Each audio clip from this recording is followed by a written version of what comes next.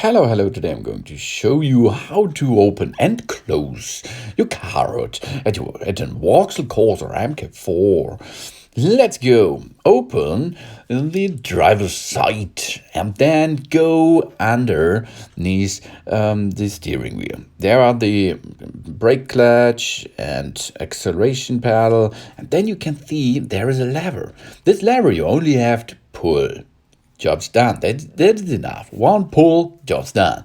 Then head up to the front side of your car, and here you can see the Opel or Vauxhall brand mark, and then 20 centimeters up there is a car hood. Yeah, and if you go a little bit 10 centimeters on the right side, you can see another lever. Oh yeah, this lever you have to push up or lift it up a little bit, and then you are going to open the car hood easily. To lock the car hood, you will need this supporting arm. This is locked into your front side within this tank. There it is. This is an engine coolant tank, and in front of it there is a little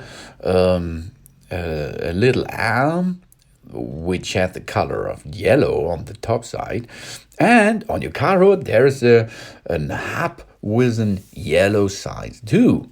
There it will match easily. Now your car hood is supported and you can work inside this area.